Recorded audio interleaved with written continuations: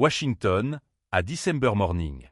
The sky was a dull gray, as if covered in a layer of cold dust. Long lines of black motorcades stretched out in front of the White House, their signal lights flashing constantly. In the Oval Office, President Adam Walker, the most powerful man in America, was standing in front of a large mirror, removing his navy blue tie, his eyes filled with fatigue. Outside the door was a world of power, fame, handshakes, and political smiles. But in that mirror, there was only a lonely man, 36 years old, who had lost his mother to cancer, and had never truly trusted anyone. Adam once thought, when he reached the top, he would have everything. But the higher his position, the more he understood. People loved his power, not him as a person. David, his personal assistant, entered, his voice anxious. "Sir, the press conference on the economic bill will begin in 2 hours. And the call with the British Prime Minister." Adam raised his hand, interrupting. Plus little out. "I need to go out for a few days." David was stunned. Sir, go out, alone. Adam smiled faintly, a sad smile like dew. "Yes. No secret service. No press. No title. I want to know who I am when I am no longer president." 2 days later, in the suburbs of Virginia, a strange man appeared, old canvas jacket, rusty pickup truck, small suitcase in hand. He introduced himself as Evan Miller, an unemployed engineer looking for work in an old machine shop near town. No one knew that he was the President of the United States. Adam, or rather Evan, rented a cheap room in a worker's dormitory. In the early days, he did hard work, cleaning machines, delivering goods, and received a pittance salary. But among those workers, he felt like he could breathe. There were no cameras, no speeches, no fake smiles. Just real, hard-working, straightforward people. One rainy afternoon, Evan stopped by a small restaurant at the end of the street, one with dim yellow lights and old country music. There he met Lily, a young waitress with a bright smile and soft blue eyes. She was different from everyone around her. She spoke softly, lived a dream, and seemed to be struggling to support her sick mother. "Are you new to this town?" she asked when she handed him the menu. "Yeah. I just wanted to find a new start," Evan replied, his eyes sincere. She smiled. A new start? "In this poor place. But it's nice. Here, few people care who you are." Those words made him momentarily stunned. Yes, here, no one knew I was the president. In the following days, he often visited the shop in the evening, sat in the familiar corner, ordered a cup of black coffee. Lily began to remember his name, remembered the way he always gave up his seat for others, the way he listened when she told stories about her mother. Evan, the man who had spoken in front of millions of people, now just silently looked at that simple girl and felt his heart calm down. One evening, Lily asked, "Evan, do you have a family?" "No," he smiled. "I used to be so busy that I didn't have time for anyone." So what about now? "Now, maybe I'm learning to care." She chuckled softly, but there was a warm light in her eyes. Winter passed. The small town was covered in white snow. Evan still lived a simple life, working in the factory in the morning, going to the restaurant in the evening. He and Lily gradually became close. She told him about her dream of opening a bakery, about her childhood days by the Potomac River. And on a snowy evening, under the yellow light, Evan realized he was in love. In love with a girl who didn't know who he was. In love with the simplicity and sincerity that he had lost for many years. But love is also a challenge. One day, when Evan brought a bouquet of wildflowers to the shop, he heard Lily talking to her coworker. "That Evan guy is nice, but he's too poor. My mother is sick. I need someone who can take care of my future." He can't live in poverty forever. Her friend asked softly. "But you said he was sincere with you? What's the point of being sincere?" He can't eat love. Lily replied coldly. Each word was like a knife stabbing into Evan's heart. He stood silently outside the door, his hands clutching the bouquet until it was crushed. The woman he thought was the light turned out to be like everyone else, only seeing money, not people. That night, he drove alone to the riverbank. The cold wind whistled in his ears, the river water swirled murky. In the mirror his face reflected, not the poor Evan, but the President of the United States, the man who had promised to believe in the kindness of people. He laughed bitterly. "Even when I hid my power, people still chose to despise me. Well, let's see if they dare to despise me when they know who I am. Adam Walker's eyes lit up, not the eyes of an angry man, but of a man who had been deeply hurt and was about to regain his honor in his own way. 3 days after that snowy evening, the small restaurant where Lily worked was still filled with sad country music, but the man named Evan was no longer there.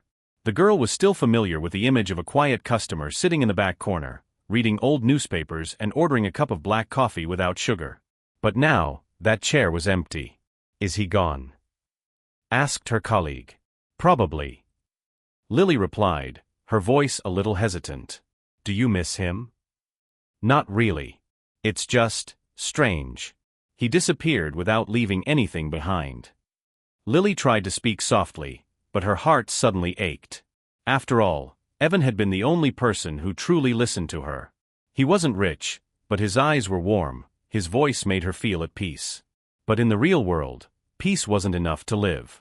She still had to take care of her mother, still had to calculate every penny for medicine, still had to choose safety over emotions. Hundreds of miles away, President Adam Walker sat in the private cabin of Air Force One, wearing his blue suit and silver tie again. On the table was the rural development plan he had re-signed just hours before. Beside him, his assistant David whispered, "Sir, everyone in Washington thinks you're on a secret mission." No one knows you were in Virginia. Adam smiled, his eyes darkening. "And let it stay that way." Only one person knows Amevan. David hesitated. "Do you want to keep in touch with her?" Adam looked out the window, the white snow reflecting the sunset. No. "I want her to understand where the true value of a person lies." A month later, news across America was loud. President Adam Walker returns after a period of absence to study the lives of people in difficult areas. The president was praised for being close to the poor. People were gossiping, reporters were hunting for news. No one knew that during his research period, he had been looked down upon by a woman just because he was poor.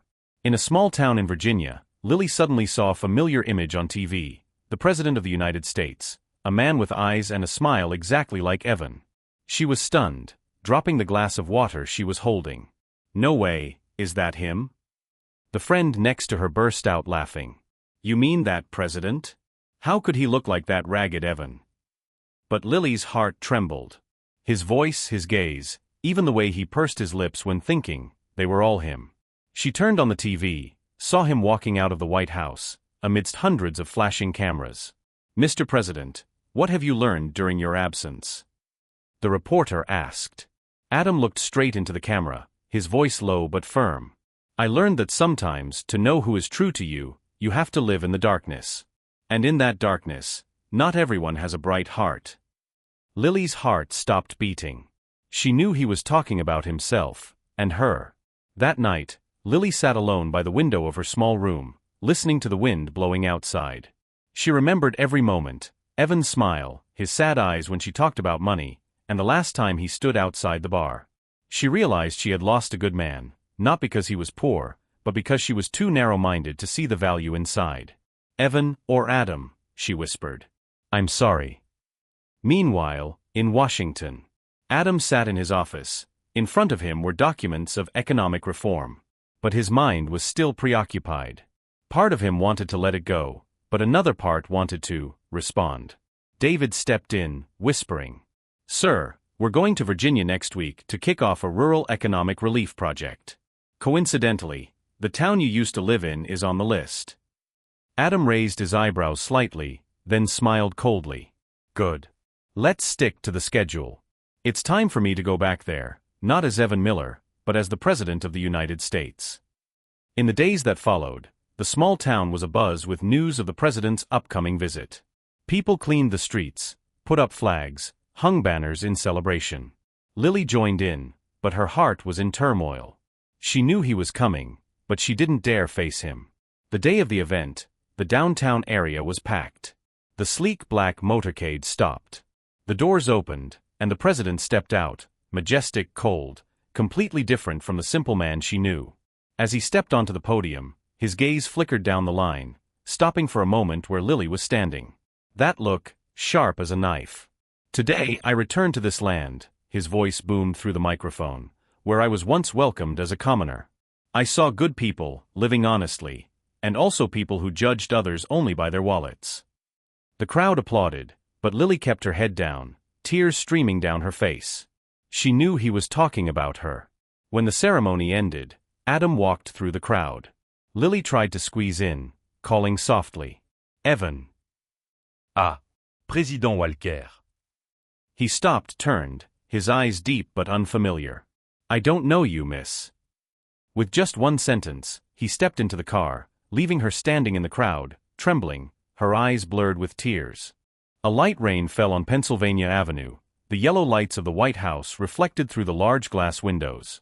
Adam Walker, the man the whole of America called the reformed president, was sitting pensively by the window, his glass of red wine half empty. On the table, a white envelope lay neatly. Inside was Lily's apology letter. She had sent it to the president's office after her visit to Virginia, with trembling lines. "I don't ask for your forgiveness. I just want you to know that I truly regret it. That day, I was blind. I chose material things over the truly kind person in front of me. If I could go back, I would only ask for one chance to apologize, not to the President of the United States, but to Evan, the man who once made me believe that love still existed." Adam read the letter many times, but did not reply. He left the envelope there, like an unhealed wound. Late one night, Assistant David walked in and said softly, "Sir, the Virginia Area Reconstruction Project is in trouble. The contractor is incompetent, and the locals are starting to complain." Adam didn't raise his head. "Then find someone more trustworthy. I don't want the people there to suffer more." David hesitated. "Sir, the only person willing to take on this job is Lily Brown. She quit her restaurant and started a local charity. She wants to meet you to present her plan to help the people rebuild with their own labor." The room was silent for a few seconds. Adam put down his glass and said in a low voice, Lily Brown. "Is she still there?" "Yes, sir. She said, if possible, she would like to meet Evan Miller, the man who helped her see kindness in her darkest days." For the first time in months, Adam smiled, but the smile contained both bitterness and worry. Arrange un meeting. "But not at the White House. I want to go to Virginia." 3 days latte, Virginia. The news of the president's return to town caused a stir in the area. No one knew the reason, only that he would be meeting privately with the volunteer group. In the small wooden house, Lily was busy preparing documents. She wore a simple dress, her hair tied back, her face thinner than before, her eyes had dark circles but lit up with a new confidence. When the door opened, she almost held her breath. The man walked in, a black suit, tall and straight, a serious face, but his eyes were still those eyes, Evan's. She stood up, forced a smile. "Mr. President, thank you for giving me the opportunity to present." He nodded slightly, his voice low. "You have 10 minutes." She opened the plan, talked about the project to help villagers grow their own food, rebuild houses, and set up a scholarship fund for poor children. Her voice was trembling but sincere. When she finished speaking, Adam was silent for a long time. Then he stepped closer, placed his hand on the plan, and looked straight into her eyes. Lily, you've changed. She was momentarily stunned. "You lost everything. To learn to appreciate the little things, sir." You call me sir. He curled his lips, his eyes sharp. "When I was Evan, you didn't need to be so respectful." She bit her lip, her voice choked. "I know I was wrong. But Evan was too good back then. And you only knew how to look at your wallet."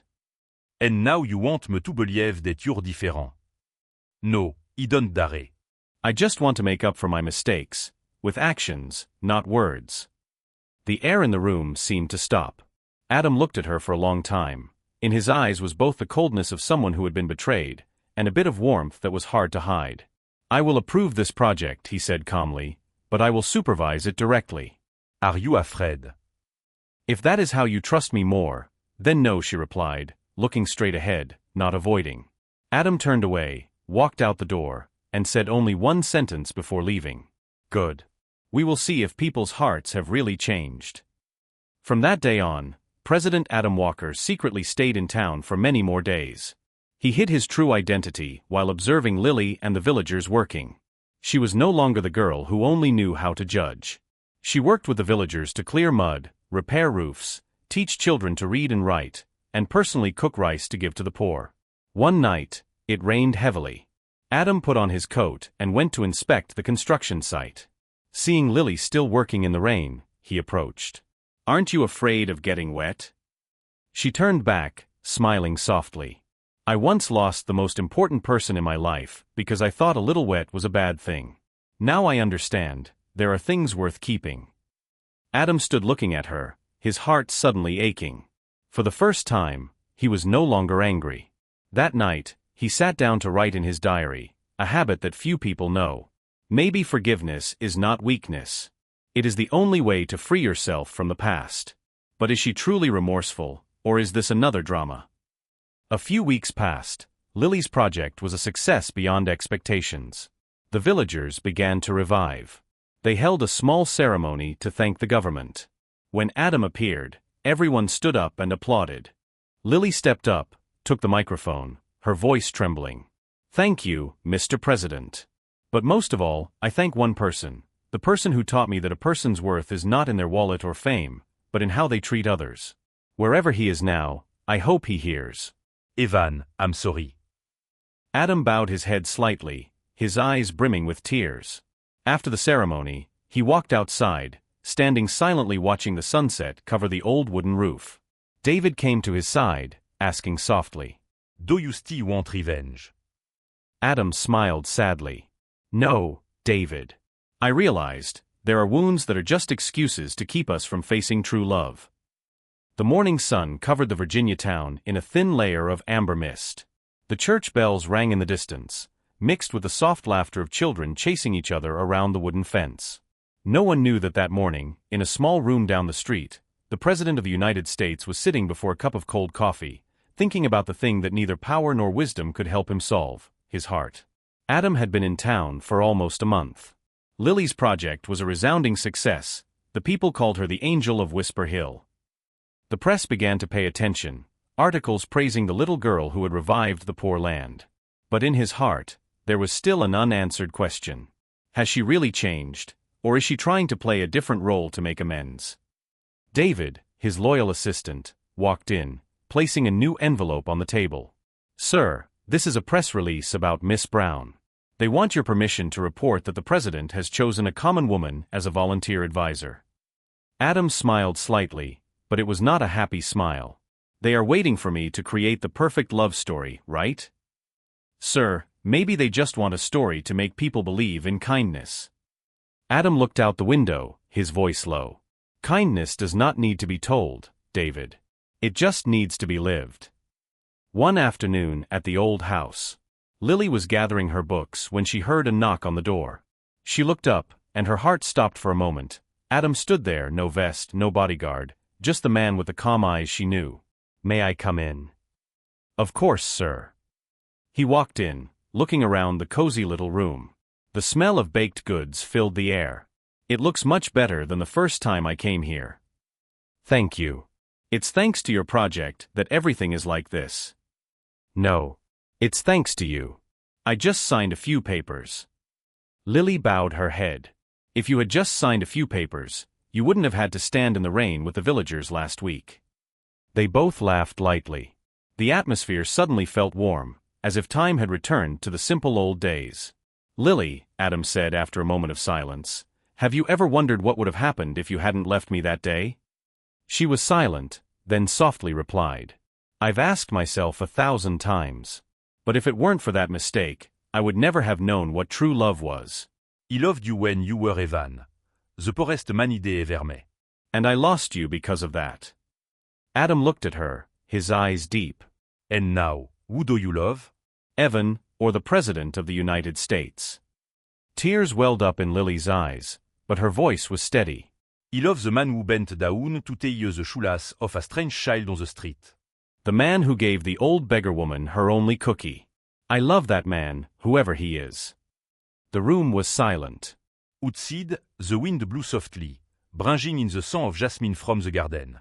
Adam turned away and walked to the door. "Thank you, Lily. But sometimes, love can't be returned, even when it's still there."